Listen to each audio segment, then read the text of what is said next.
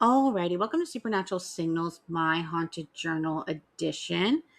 If you're new here, this is my haunted journal. It's where I casually yap about what's going on in my life, especially anything supernatural I'm experiencing. I also share channel updates, everyday life with my boyfriend nicknamed Kermie, and thoughts on things in the media like true crime. Though the supernatural is always the main focus. On this channel, you'll find three types of content: this haunted journal series, short mini mysteries, which you can find over in my shorts tab, and longer investigative deep dive videos. Alrighty, so with that being said, today is going to be kind of true crime-ish mostly.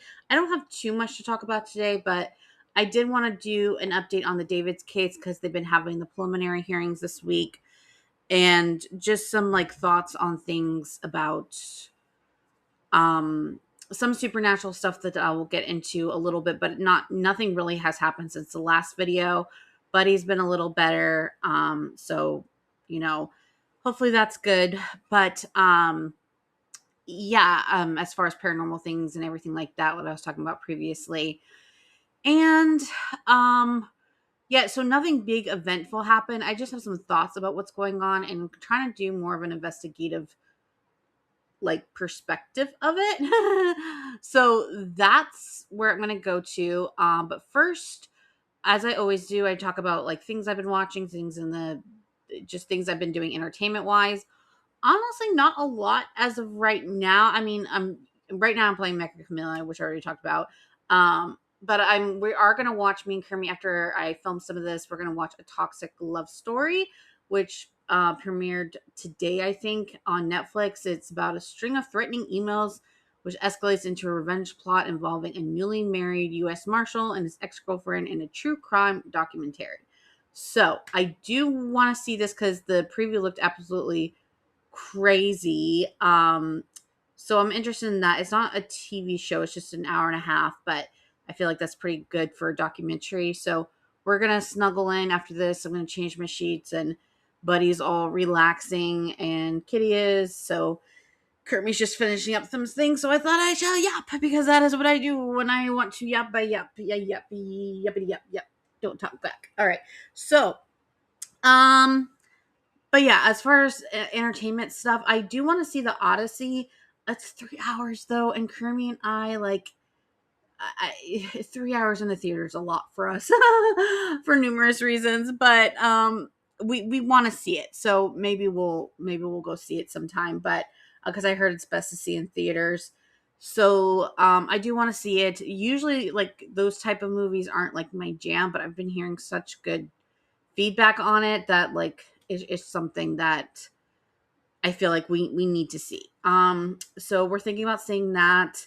There are some really good movies coming out. Looks like fun, scary movies. I know Blumhouse is releasing this movie called Other Mommy, and that looks really good. That if you're interested in like scary movies, like kind of like Obsession, kind of, go look up the trailer for that. That's coming out in, I think, October. There's a lot of good video games coming out in October. End of Abyss is one I want to see. I don't know. I feel like, things are coming as far as video games. I have a bunch on my wish list. Let me just pull up my wish list real quick. um, let's see. How do I find my wish list? Hang on. Um, my wish list. I have 23 on there. Okay. So some of these I want to get Well Dweller. That's supposed to come out in 2026. So I'm assuming in the fall or winter. 1660 Amsterdam. No announced date. I hope that comes out soon. Um, let's see. I Am Ripper.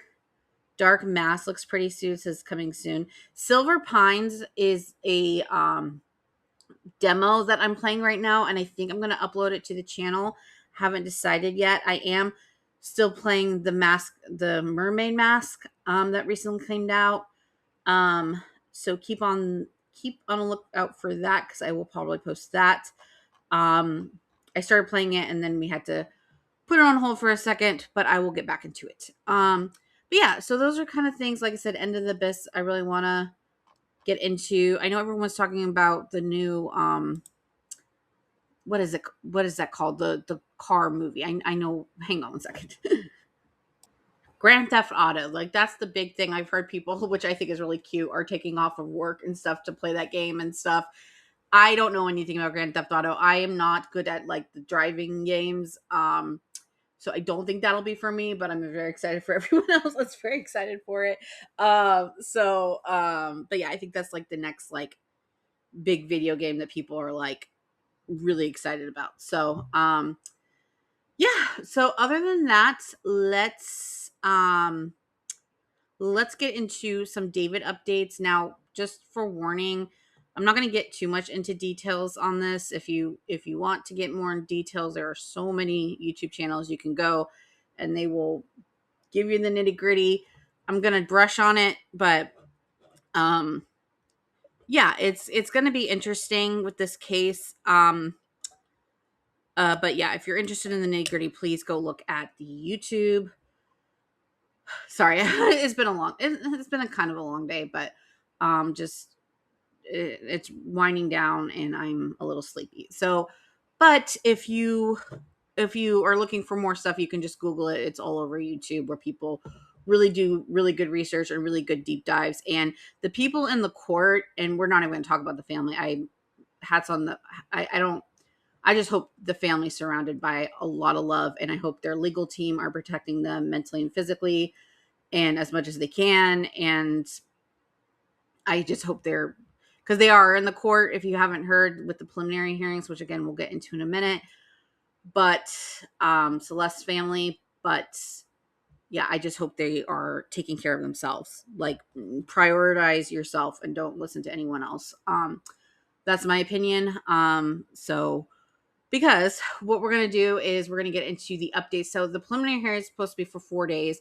So it started yesterday, and then they had another day today. And people have been able to get in the court. Apparently, it's been packed. They had to do like a lottery in order to get into the court, apparently. So it's just been very insane. They started off, from my understanding, showing, explaining how Celeste got there, explaining how they have matching tattoos, showing footage of, the police entering David's house before, all this escalated, like trying to like tell him that, she is 13. And he was like, oh, bro, I thought she was 18 apparently. And like trying to play dumb with that. So they showed some of that footage. They also talked about how they have matching tattoos. They both have shush tattoos, like SHH, like shh, on their fingers, which is nasty as F, because we know what that's alluding to. She was a minor, and grown adults, we get it. Gross. The shush tattoos, and then what else? Then they had like the matching names, like she had his name. It just yeah. So they had obviously links to them with the tattoos, right? And then they also discussed they didn't really so much discuss, but as much as showed images of her body that was found in the trunk. This is the part where I'm not going to get into too much details. It's a body that was sitting in the heat, attracted a lot of things, and to me that wasn't Celeste anymore. Celeste is somewhere safe and happy and thing. Like, I hope people can try and, as much as they can, not relate that to Celeste, because that is not her, right? That is the work of a demon, in my opinion. I just know, like, basically they showed parts of Celeste that were no longer, they were decomposed. Let's put it that way, in a very graphic way, and they showed it to the thing. And this is one of the reasons why I'm glad that this case for right now is not being shown to the public. Am I interested in the body cam footage that I discussed earlier, and probably more body cam footage that they're going to have coming out? Absolutely. I that's the reason I try and stick with just body cam footage of like actual criminals and things like that, like, interrogations and things like murders and stuff like that, because I do find it interesting to watch that type of footage on a psychological standpoint. You can learn a lot just about how the police handle the cases, how they react to certain things, and it's very interesting. Like, it's That's the thing. Like if you don't understand watching those things, I don't know what to tell you. It's fascinating to me, right? You learn a lot about people when they're in those type of environments. And one of the things I don't think this gets talked about a lot is yeah, when you were a kid in like elementary school, and I barely got in trouble to be honest, but there's one time I got in trouble, and I think I had to like I don't even remember what I did, and I had to sit alone in the cafeteria, and then you heard everyone like enjoying themselves while you're just like alone in the cafeteria. Or a lot of incidents, I was like didn't have a lot of friends, so I would eat alone. Like sometimes sneak in the bathroom or like try and find somewhere I could go to like eat alone. Like I think a lot of people can relate to that, and so like when that so like but when you're in trouble or you're like alone or you're hearing like a lot of background noise, to me it's like, take that into an interrogation room where I've seen interrogations where people are like basically going to get locked up for life because they're getting being interrogated and they're about to be arrested for murder, and they're doing like the N work of everything to put them in the jail cell until their trial, right? And like you just hear like they'll keep the door open. I swear they do this psychologically. They'll keep the door open and then they'll hear like, Bob, you're gonna go get tacos for dinner. Ho ho ho, the kids, da da da da. And it sounds like why that's they're just talking. And it's like sometimes I think they do it on purpose, whether it's unconsciously or subconsciously. So the people that don't have those rights anymore and the everyday rights are getting taken away, right? Like it's like they're losing control of just deciding what they want to have for fucking dinner, right? And it's like, and it's almost like I want to be able to have that conversation right now, but I can't because of the stupid ass mistakes I did. And it gets you heated, it gets you overthinking. Like I swear that's a tactic that they don't talk about a lot. I swear I've seen it a lot. I've seen it, or they'll try and like be like, oh, what do you want us to do about our house and stuff? And they'll try and take control of it. Like, oh, I need to do my house. I need to do this. I think it was who was the guy? One second. One of the best interrogations I've ever watched, and it's been for a long time since I've watched it, like years. So I don't remember everything. Maybe I'll rewatch it again and talk about it more of why I like it. But it was Colonel Russell Williams, and he was a serial killer in Canada. And he was very well received officer. Okay, like higher rank. Like he ended up killing a bunch of breaking and entering in Tweed in September of 2007. And then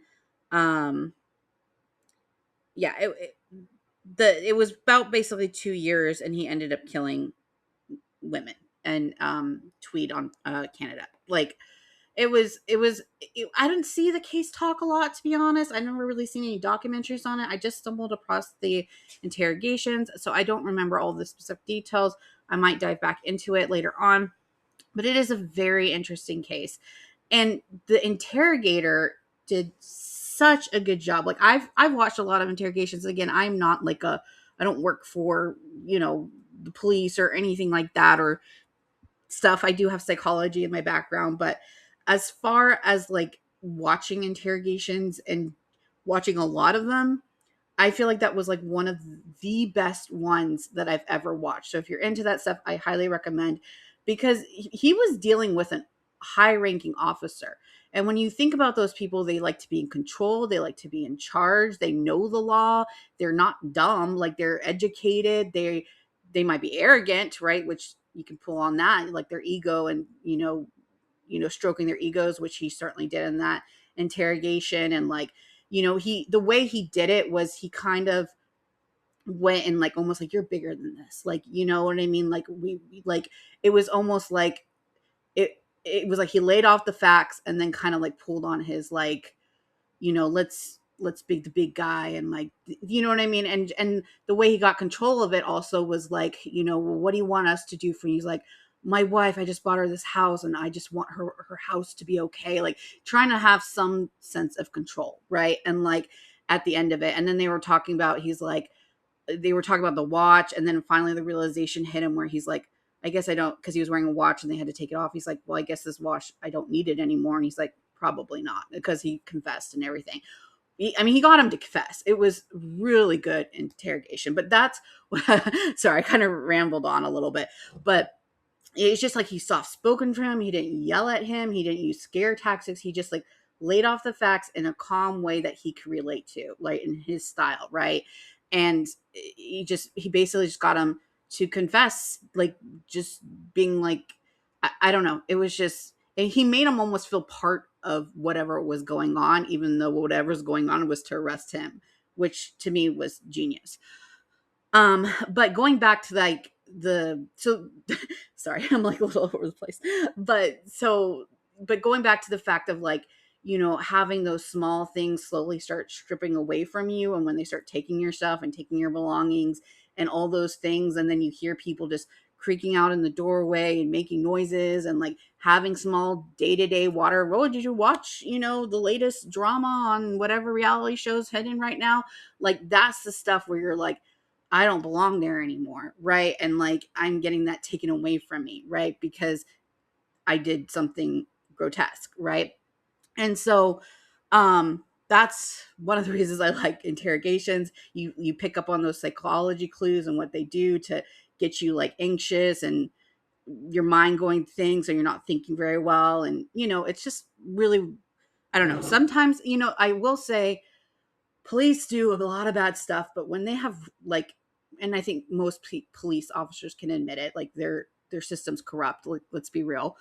But the ones that are good are good, right? And the ones that have to see Celeste bodies like that, no one should have to go to that crime scene, right? Like the ones that do their jobs, that they have to. I made a joke on my Instagram, and I don't remember if I talked about it in a podcast, to be honest, but it was talking about how this officer shot this innocent dog that literally was just walking out in a night a jersey or whatever, because he was celebrating a game or something like that. And it was just, these cops shot this dog for absolutely no reason. It wasn't violent, it wasn't near violent, it was a dog going, hey, hey, hey, hi guys, and they shot him for no reason, right? If you look it up on the news, it's been recent.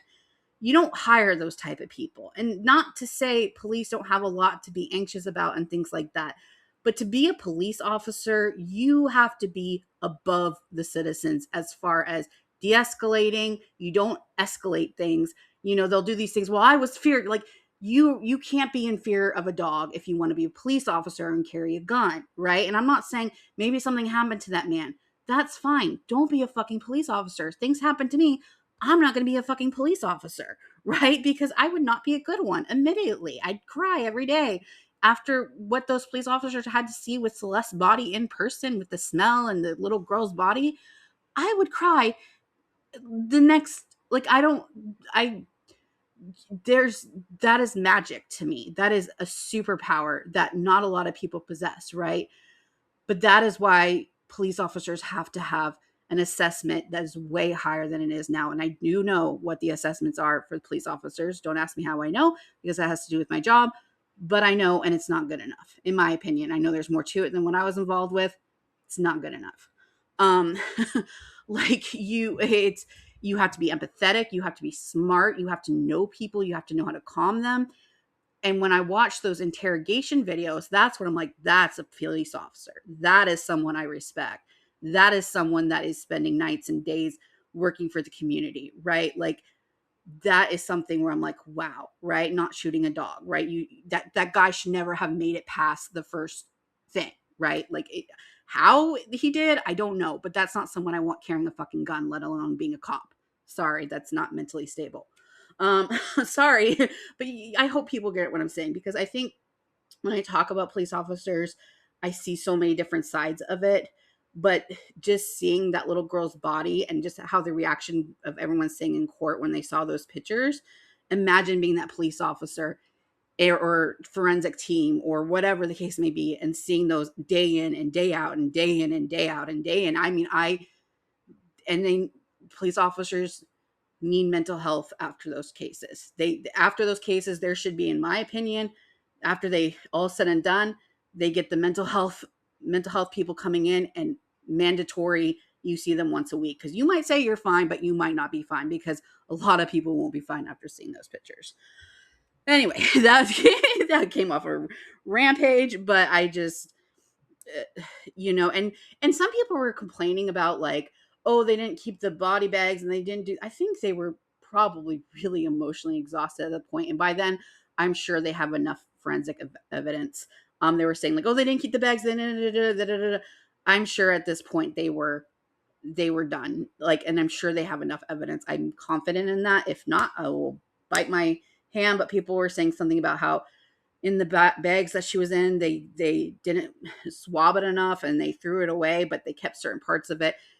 I'm sure they have enough DNA evidence. I don't think they're that dumb, but I'm sure they were also wanting to move on from that part, right? And I don't blame them. So I mean, you can't. How do you keep that type of bet, right? Like, anyway, we're gonna move on from that. Anyway,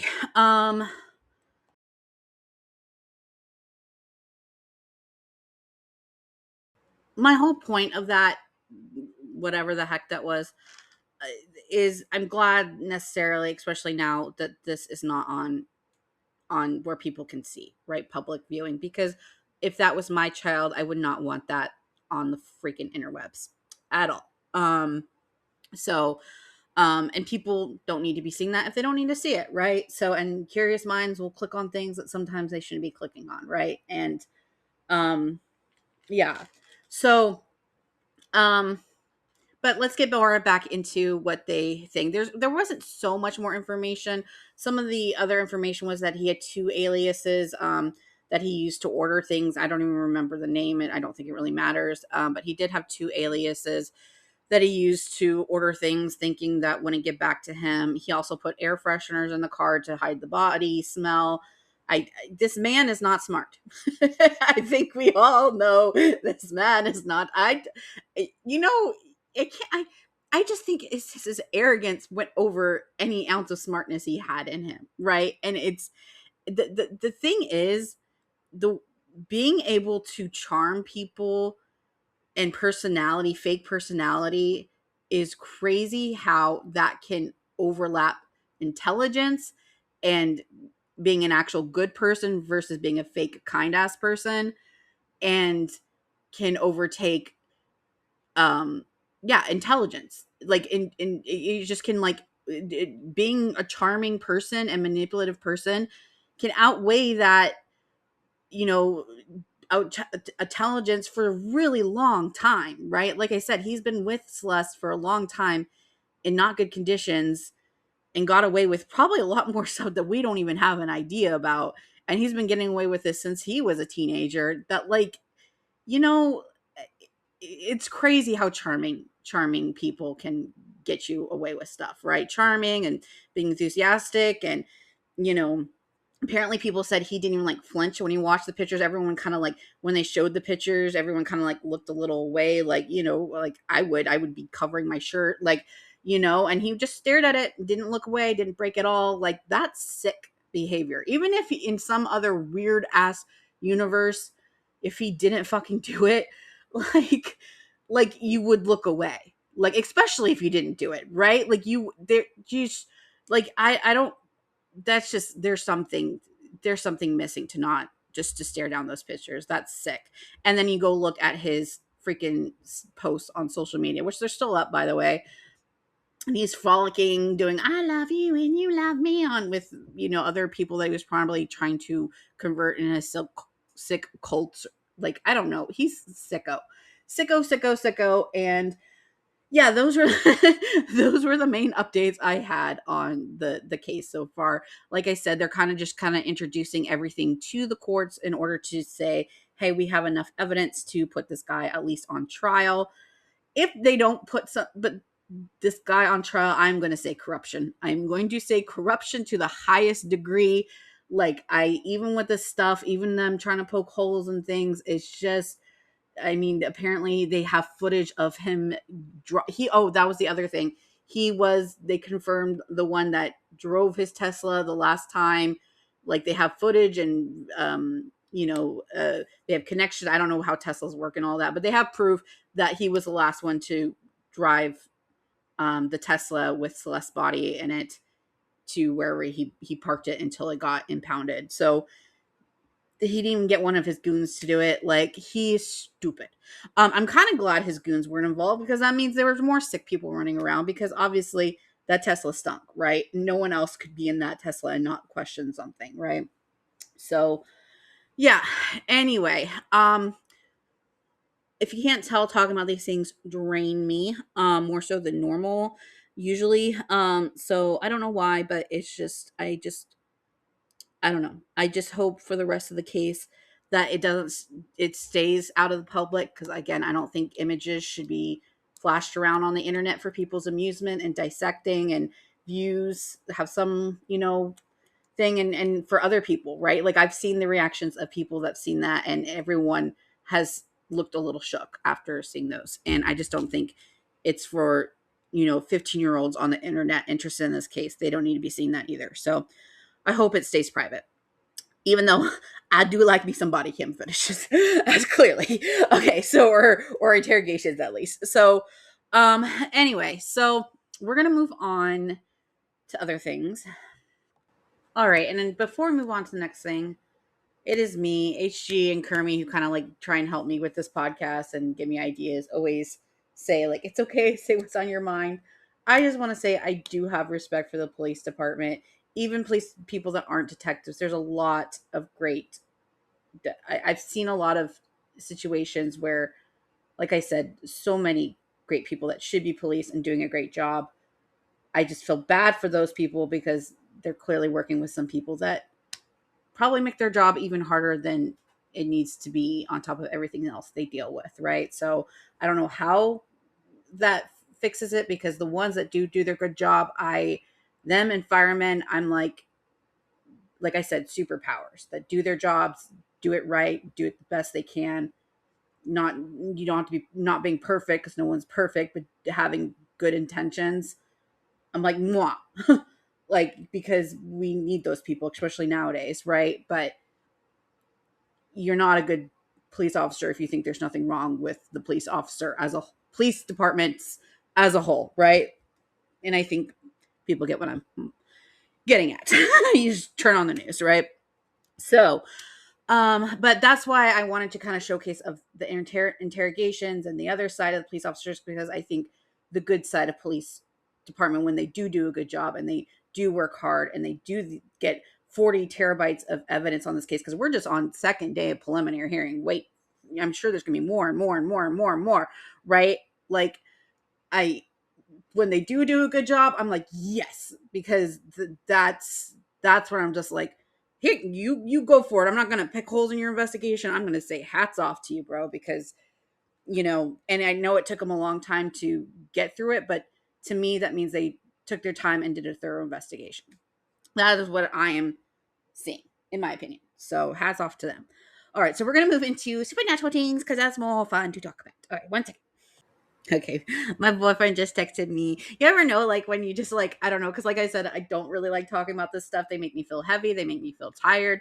I don't know if anyone else can relate. I don't know. When I start talking about that, I get tired. I don't know why.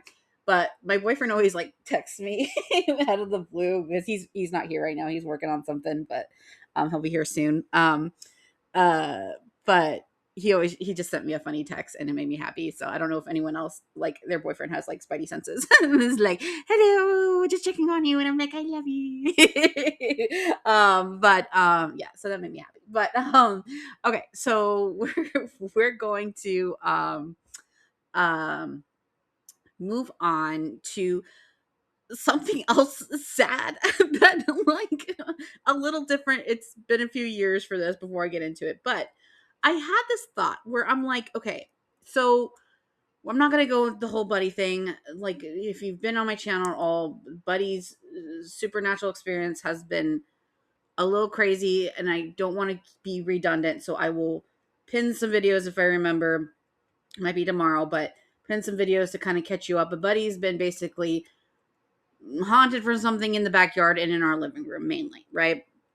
And that's Buddy's my dog, and he's very, very, very in tune to the supernatural. He's an empath. So as he sleeps, he had a very eventful day today. We did a lot of playing today, but um, um, so I'm trying to figure out what the source is of whatever is spooking my dog, and even spooking me and Kermie sometimes. Because, like I said, we'll hear banging at night. We'll feel like things on our bed, like pushing down our bed, where we think it's our cat Kitty, walking and she's not. She's snoring right next to us. Like, she does snore. She's probably like, hey, don't tell people that. But it's very cute. But like, you know what I mean? And so, like, we've had some stuff, and like I said, you can look at my other haunted journals, that weird stuff that has been happening, right, to us as well. But mainly Buddy is like the one that is like, don't you see it? Like, you know what I mean? And so I've been trying to like figure out more and more, and I've been trying to like, I don't know, like, I just keep trying to like get all this, footage, or I'm trying to like figure out, what's causing it and things like that. But I never really thought of where it's coming from, right? Now, I have two theories on that. I have one where it's coming from the backyard in the lake. Now, we live by a lake that people can fish in and people can paddle boat on, but most people aren't going to be, well, most people should not be swimming in that lake. I don't even like Buddy going in that lake. That lake is there's it's not a swimming lake, all right? It's fine to fish in. It's fine to I've seen people fish. I've seen um I've seen people, paddle boats, and you know what I mean? Like, live your best life. I would not want to be doing that in that lake, but live your best life. Like, you know what I mean? It's just a lake to like look lakey, right? And so, um, so, um, uh, so, and there's some nights where Buddy, we have a backyard, we have a fence too, right? And Buddy likes to go out, and usually, and like when he can, he tries to jump in the lake, right? And lately, like I said, he doesn't like to be outside anyway, just because also the heat, and I think he gets more scared during the summer for whatever reason. We'll get into that in another video. But even when it's cooler out, because it's like in the evening or something like that, he won't want to go in the backyard. Like, it's to the point where he'd rather me put on his leash, take him out in the front, and then he'll just pee like in the front area, look at me, and then go back inside. That's where we're at. And like I said, you could say, it's hot, and the dog is nah, I know my baby. All right. I know my Bubba's personality. That man doesn't leave my side. He's my little security blanket, my cat and Buddy. I'm usually with my pets, okay? Like, I know Buddy. It's not because it's hot. Sometimes it is. I can tell the difference when it's just like, we're going home, girly pop. Like, it's hot, right? And sometimes mommy's like, no, we're going home because it's hot, even though you still want to play, right? Like, I'm smart with my dog. I understand there's human things that we have to worry about with our pets and supernatural things, right? So I'm trying to combine them both, and I'm learning how to combine them both. So stick with me. Hang on. But anyway, I know it's not just because of the heat, because one thing Buddy loves to do is he loves to like trot out there, and will go under the grass real quick. He'll get in the grass, and then he likes to go and explore bushes. That's his like new obsession. It's his favorite pastime. It's his like it's very cute. I have it all on my Instagram where he just like, I'm exploring the bushes, because there's some tall grass nearby, and he freaking loves it, bro. Like, it's his favorite like thing ever. And so that's kind of like what he likes to do. And it doesn't matter if I take him out late at night. It doesn't matter if I take him out early in the mornings. Usually he's okay earlier in the mornings, but even then, like I said, in my last haunted journal, he went right back in, and he would not go back out. And it was like 5 a.m. He did not want to go out. And that's like prime Buddy time. He wanted to go hide in my room, right? And I told that story. You can go look at the last haunted journal.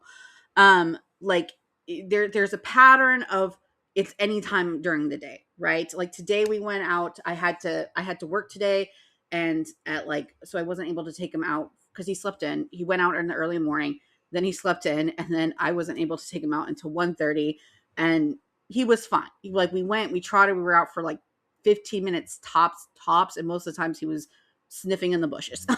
You know what I mean, where there's a bunch of shade. So if you're worried about the heat, I know how the internet works. It's okay. And we're like literally not even a 5-minute walk from my home, like a 2-minute walk, right?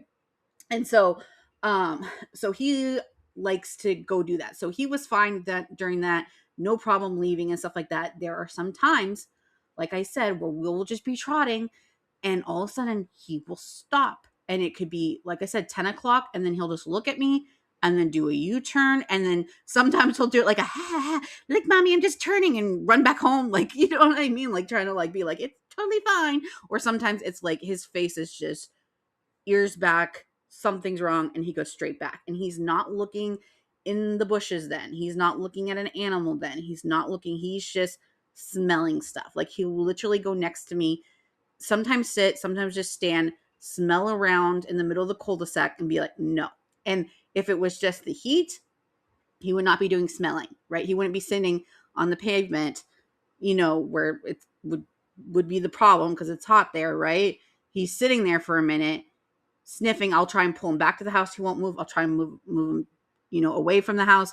He won't move. He'll just smell, and then he'll look at me, and either sometimes he'll go for a little bit or he'll go straight back. It's like he senses something. And forget going in the fucking backyard, especially when I'm home alone. He will not go in the backyard. Like, it's like it would be me. Like, he'll go sit on the deck, but if I'm trying to get him into the backyard where there's all grass, yeah, I literally have pulled his collar before, and he's like, no, I'm not going there. And so that's where, oh, and I also want to add this in. Okay, Buddy will hold, and whatever, grow up if you think it's too much TMI.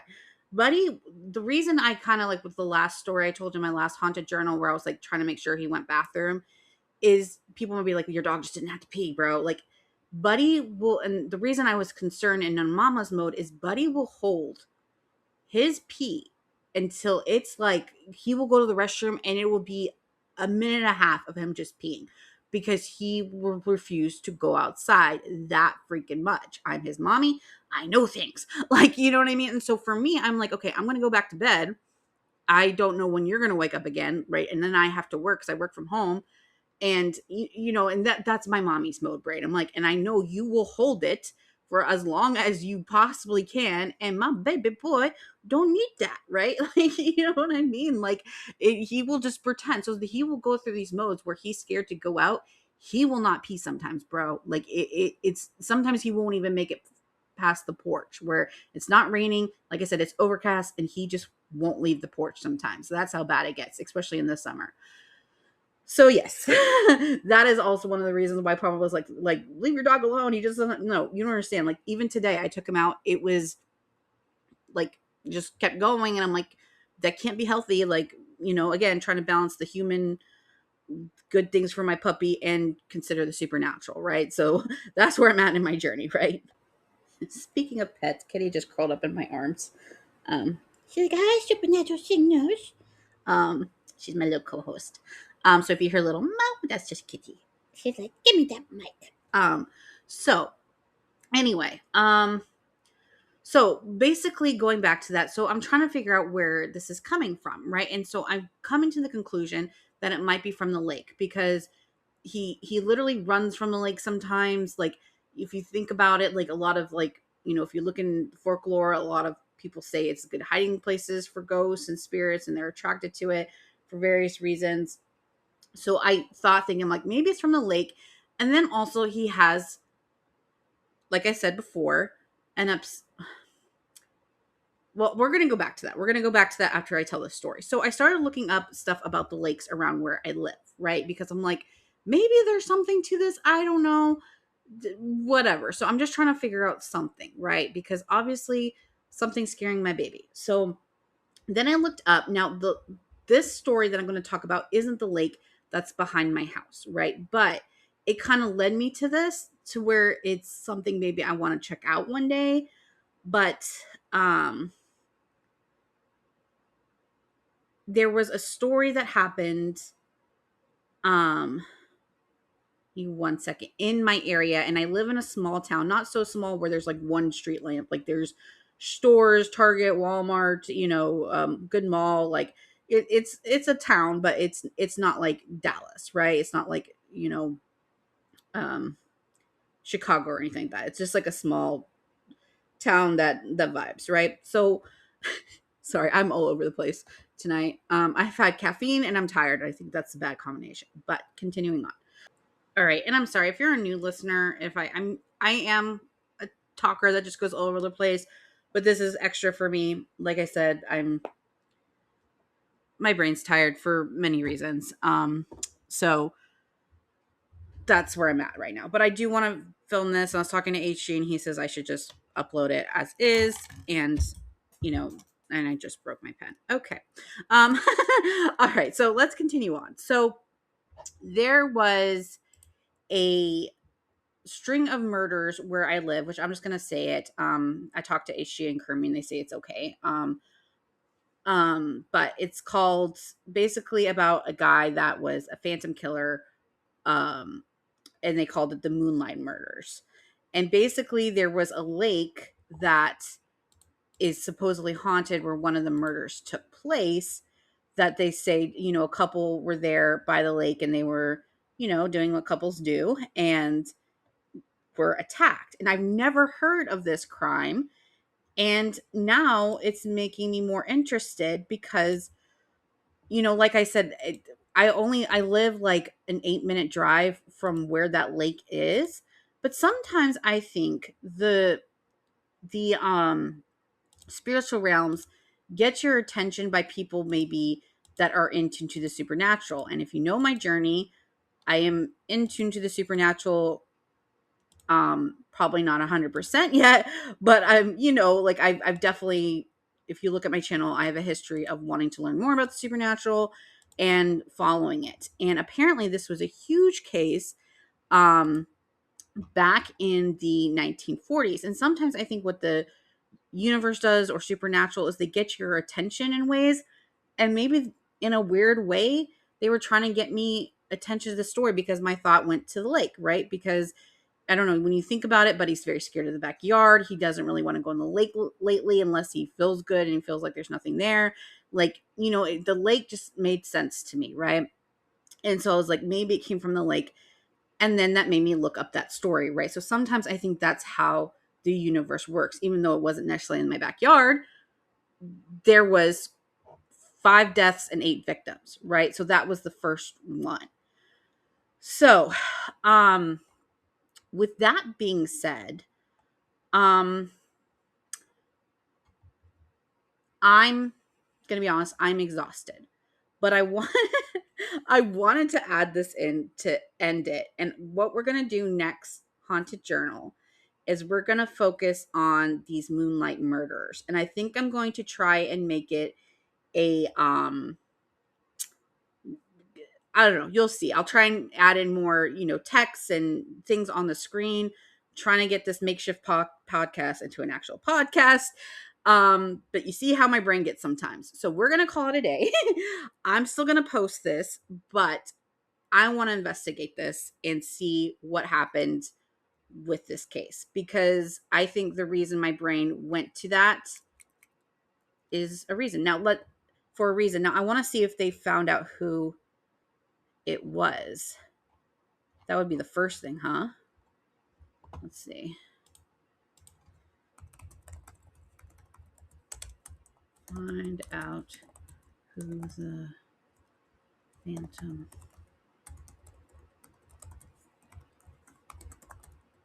Hold, please.